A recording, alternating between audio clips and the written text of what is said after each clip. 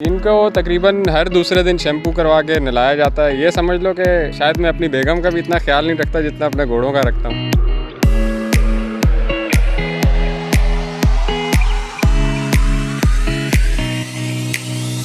अस्सलामुअलैकुम नाज़रीन, आपका मेज़बान उसामा बिन अतीक आपकी खिदमत में हाजिर है और आप देख रहे हैं डेली पाकिस्तान। मैं कराची के नौजवानों के एक ऐसे ग्रुप के पास हूँ जिन्हें कराची हॉर्स लवर्स के नाम से याद किया जाता है। इनके पास 7 घोड़े हैं। इनकी एक अहम बात यह है कि ये कराची से हब रिवर तक अपने घोड़ों पर सवारी करके आज के जदीद तरीन दौर में गए हैं जहाँ लोग गाड़ियों का इस्तेमाल करते हैं। इनके लाजवाल किस्सों की दास्तान आज आपको सुनाएंगे। पुराने लोगों की यादें ताज़ा हो गई हैं अभी। अच्छा। पुराने लोग सफ़र किया करते थे ना, हाँ। वो मैं पूरे रास्ते उसी सफ़र को इमेजिन करता रहा। अच्छा। वो कैसे सफ़र करते थे वो।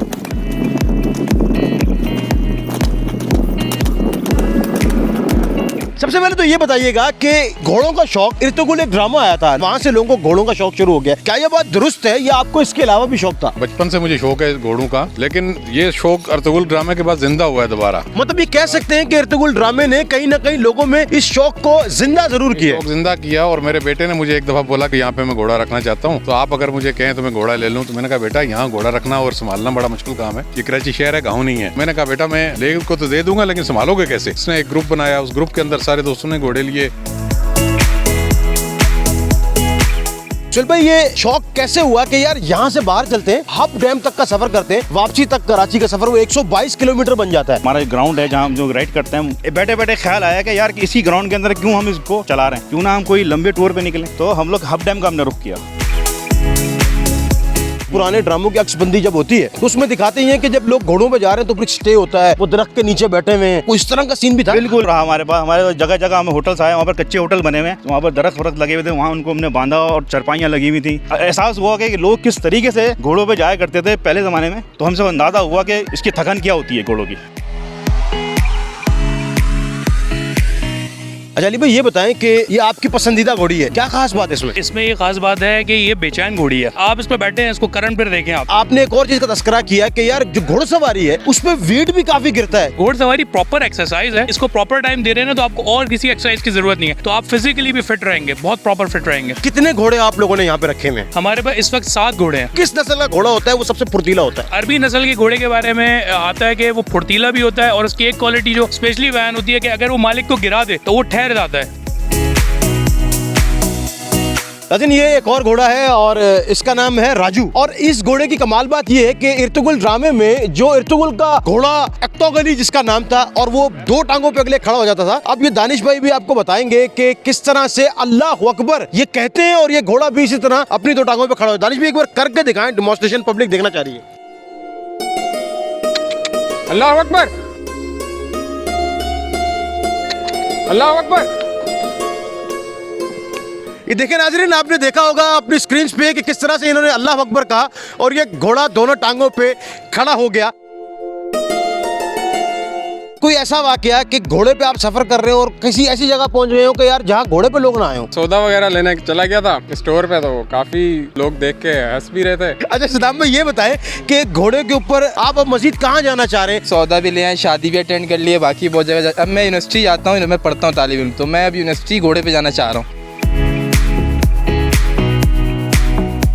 कभी एंजॉय होगा कि घोड़े ने तो लात मारी हुई तो जगह दीवार पे हो? नहीं, लात तुम्हारी दीवार पे नहीं, जमीन पे जरूर गए हैं। गए हैं 2-4 बार गए हो? 2-4 बार नहीं, बहुत बारी गए हैं। घोड़ा लेके कभी गए हो सर्विस स्टेशन से जाके कोई तुलाई साफ सुथराई कराई? सर जी ये तो तुम दसना सी, मैं सर्विस स्टेशन के ले गया, उन्हें आके भाजी नहीं की सर्विस करे, मैं तो पैसे 10 किन्ने चाहिए ने, इनकी सर्विस मैंने चाहिए दी।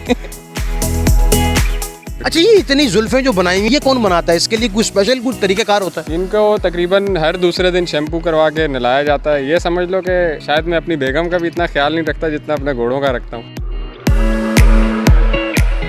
अच्छा ये बताएं कि घोड़ा रखने के फवाइद क्या क्या हैं? आजकल के हालात से जो सबसे बड़ा फायदा है कि इस पे आके कोई आपसे मोबाइल नहीं छीनेगा और ना आपसे कोई घोड़ा छीन सकता है। जिस तरह बाइक छीन जाती है, गाड़ियाँ छीन जाती हैं, घोड़ा कोई छीन कर दिखाए।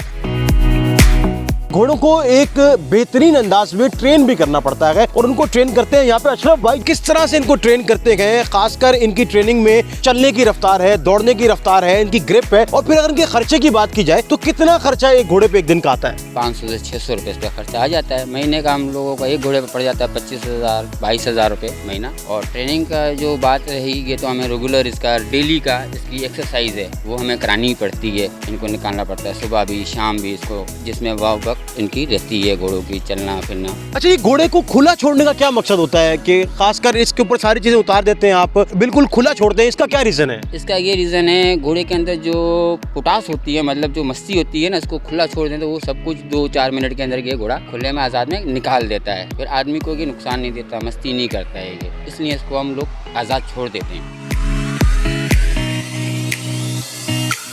गुफ्तगू सुनी आपने कराची हॉर्स लवर्स की। ये नौजवान आइंदा मुस्तकबिल में ये पाकिस्तान टूर जिस तरह से लोग गाड़ियों पे मोटरसाइकिल पे करते हैं, ये अपने घोड़ों पे करना चाहते हैं। कहते हैं शौक का कोई मोल नहीं होता। मुझे अपने मेजबान उसामा बिन अतीक को इजाजत दीजिएगा। देखते रहिए डेली पाकिस्तान।